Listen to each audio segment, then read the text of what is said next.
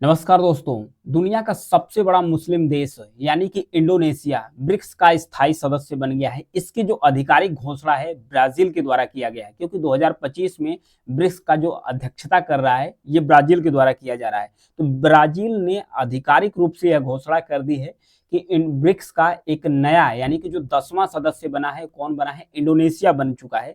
Indonesia की सरकार ने इस स्वागत का फैसला भी किया है। आखिर जो ब्राजील है, ब्राजील ने इंडोनेशिया को ब्रिक्स का सदस्य देश बनने के लिए 2023 में ही ऑफर दिया था, लेकिन तत्काल के जो राष्ट्रपति थे जोको विडोडो, इन्होंने कहा था कि चुनाव तक समय मांगा था। इसके बाद नए राष्ट्रपति बने हैं जिनका नाम है प्रोवेवे सुबियांतोस। यहाँ पर देख सकते हैं इनका इमेज लगा हुआ है। ये सहमति दे दी, अब ये स्थायी रूप से ब्रिक्स का सदस्य देश बन चुके हैं। लेकिन अभी भी पाकिस्तान और तुर्की को इसका सदस्य नहीं बनाया गया है। क्यों पाकिस्तान और तुर्की को इसका सदस्य नहीं बनाया जा रहा है? इसके पीछे कौन सा देश शामिल है जो इनको बनने नहीं दे रहा है? फिर उसके बाद ये भी जानेंगे कि यूरोपीय यूनियन को पीछे छोड़कर जो ब्रिक्स है, दुनिया का तीसरा सबसे बड़ा आर्थिक संगठन बन चुका है और इसकी जो अहमियत है धीरे धीरे बढ़ती चली जा रही है। इसलिए अन्य देश भी चाह रहे हैं कि जो ब्रिक्स का सदस्य देश बन जाए। तो ये है ब्राजील, साउथ अमेरिका का एक देश है ब्राजील। यहाँ पर देखिए इस बार जो ब्रिक्स का समिट होगा 2025 का, ब्राजील के अंदर होगा। इससे पहले जो 2024 वाला जो ब्रिक्स समिट हुआ था वो रसिया के अंदर हुआ था, यानी रूस के अंतर्गत हुआ था। यह है इंडोनेशिया, साउथ ईस्ट एशिया का एक देश है इंडोनेशिया, जिसकी कैपिटल जकार्ता है। यानी कि इंडोनेशिया बन गया है इस बार जो ब्रिक्स समिट है, ब्रिक्स का जो 10वां मेंबर है, स्थायी मेंबरशिप बन गया है। इसकी आधिकारिक रूप से घोषणा भी हो चुकी है। इंडोनेशिया ब्रिक्स में शामिल होने वाला 10वां देश है।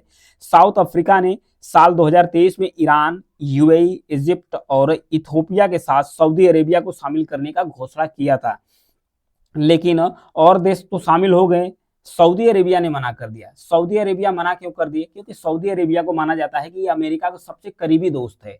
तो अमेरिका कहीं ना कहीं नाराज न हो जाए, क्योंकि अमेरिका हमेशा ऐसे ये जो ब्रिक्स है, ब्रिक्स संगठन को मानता है कि अमेरिका के विरोध में है, जबकि ब्रिक्स के जो मेंबर कंट्री है ये कहते हैं अमेरिका के अगेंस्ट में जो ब्रिक्स है ये नहीं बना हुआ है। तो अमेरिका के डर से अमेरिका नाराज ना हो जाए, इस वजह से जो सऊदी अरेबिया है ये ब्रिक्स की मेंबरशिप ग्रहण नहीं किया।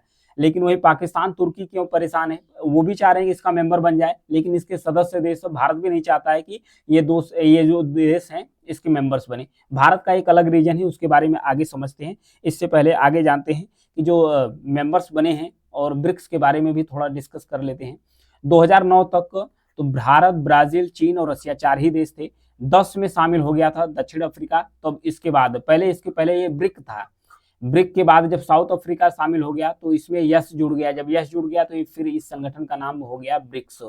फिर उसके बाद 2024 में इथोपिया और ईरान और मिस्र, यूएई, ये 4 देश इसमें और ऐड हो जाते हैं। तो 5 के बाद 9 देश हो जाते हैं और इसके बाद इसका नाम पड़ जाता है ब्रिक्स प्लस।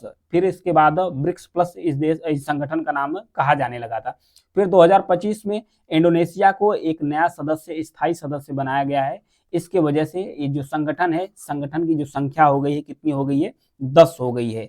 अब 10 हो गई है, ब्राजील इसकी अध्यक्षता करेगा। इस पर बात भी हो रही है, रियो डी जेनेरियो में होगा, जो ब्राजील का एक शहर है वहीं पर होगा। इसके सदस्य देशों के बीच में व्यापार को बढ़ावा देने के लिए और इसे सुविधाजनक बनाने के लिए एक पेमेंट गेटवे का विकास करने पर भी बात चल रही है कि उस पर भी एक बात की जाएगी। इससे पहले जो समिट हुआ था 2024 में, जो 2024 में जो समिट हुआ था, कहाँ पर हुआ था? रसिया के अंदर हुआ था। तो वहां पर बात की जा रही थी गैर डॉलर यानी कि जो डॉलर है, डी डॉलराइजेशन है, उसको प्रमोट करने के लिए, डॉलर को धीरे धीरे खत्म करने के लिए जो लोकल करेंसी है, आपसी मुद्रा है, उसमें ट्रेड करने की बात चल रही थी। तो इसमें अमेरिका काफी नाराज हुआ। अमेरिका में खासकर ये समय नवनिर्वाचित जो राष्ट्रपति बने हुए हैं डोनाल्ड ट्रंप, इन्होंने तो खुली चेतावनी दे दी। इन्होंने कहा कि अगर कोई भी ब्रिक्स का सदस्य देश अगर डी डॉलराइजेशन की तरफ बढ़ता है, डॉलर को खत्म करने की कोशिश करता है, तो हम उस पर 100% टैरिफ लगा देंगे। अगर हम 100% टैरिफ लगा देंगे, उसको अमेरिका से व्यापार करने ही नहीं देंगे, ये धमकी दे दी। तो लेकिन इसी प्रोसेस को लेकर अभी बात चल रही है कि कोई एक ऐसी करेंसी नहीं बनाया जाए जो डॉलर के विकल्प में हो। तो उस पर अभी ठंडे बस्ते में उसे डाल दिया गया है, क्योंकि अमेरिका नाराज न हो जाए। अब आते हैं ब्रिक्स संगठन के बारे में थोड़ा सा और भी डिस्कस करते हैं कि ब्रिक्स का गठन ही क्यों किया गया था। सबसे पहले चलते हैं सन 2000 के दशक में। 2000 के दशक में आते हैं। उस समय ब्राजील, रूस, इंडिया चाइना, ये 4 देश मिलकर तेजी से इनकी इकोनॉमी ग्रो कर रही थी। इसकी इकोनॉमी तेजी से ग्रो कर रही थी। इनकी आर्थिक मजबूती को देखते हुए इन्हें एक साथ मिलकर ब्रिक कहा गया है। इन्हें एक साथ मिलकर क्या कहा गया? ब्रिक। ब्रिक का मतलब हिंदी में होता है ईंट। ब्रिक का हिंदी में मतलब होता है ईंट। ये नाम ब्रिक का जो नाम है ये किसने गढ़ा? 2001 में एक ब्रिटिश अर्थशास्त्री हैं जिनका नाम है जिम ओ नील्स। इन्होंने इन्वेस्टमेंट बैंक गोल्डमैन सैक्स में काम करते हुए यह शब्द गढ़ा। ब्रिक शब्द इन्हीं के द्वारा गढ़ा गया। शुरुआत में यह शब्द केवल ब्रिक था। इसके अंग्रेजी शब्द को इसका अंग्रेजी शब्द ब्रिक है, इसे हिंदी में ईंट कहा जाता है। लास्ट में 2010 में इसमें एक देश और यानी कि साउथ अफ्रीका जुड़ गया। इसके बाद इस संगठन का नाम पड़ गया ब्रिक्स। तब से ब्रिक्स संगठन का नाम चल रहा है। ये था इसके बारे में। अब बात करते हैं यूरोपीय यूनियन की, बात कर लेते हैं। यूरोपीय यूनियन, यूरोप के लगभग 27 देश इसमें शामिल है। यूरोपीय यूनियन में उनका सबका एक आर्थिक संगठन है, इसे माना जाता है। और फिर उसके बाद ब्रिक्स को माना जा रहा है कि इसे पछाड़कर दुनिया का तीसरा सबसे ताकतवर आर्थिक संगठन में बन चुका है। क्योंकि जो यूरोपीय यूनियन है इसकी जो जीडीपी है ये 14% है। ग्लोबल जीडीपी का, जो ग्लोबल जीडीपी है इसकी जो 14% है यूरोपीय यूनियन की। अभी जो ब्रिक्स है, ब्रिक्स की जो जीडीपी है ये कितनी हो गई है? ग्लोबल जीडीपी का 27% हो गई है। ग्लोबल जीडीपी का 27% हो गई है। तो अब ये यूरोपीय यूनियन को पछाड़ चुका है जो ब्रिक्स है। इसलिए अन्य देश भी चाह रहे हैं कि हम ब्रिक्स का सदस्य देश बन जाए, क्योंकि बहुत तेजी से ग्रो कर रहा है। सऊदी अरेबिया को तो निमंत्रण मिला था, उसने मना कर दिया कि अमेरिका नाराज न हो जाए। फिर बात आती है पाकिस्तान और तुर्की की। पाकिस्तान और तुर्की की बात कर लेते हैं। इन्हें क्यों शामिल नहीं किया गया? क्योंकि 2023 में, ध्यान रखिएगा, 2023 में आधिकारिक तौर पर ब्रिक्स में शामिल होने के लिए पाकिस्तान ने तो आवेदन किया था, लेकिन अब तक पाकिस्तान को इसमें शामिल नहीं किया गया।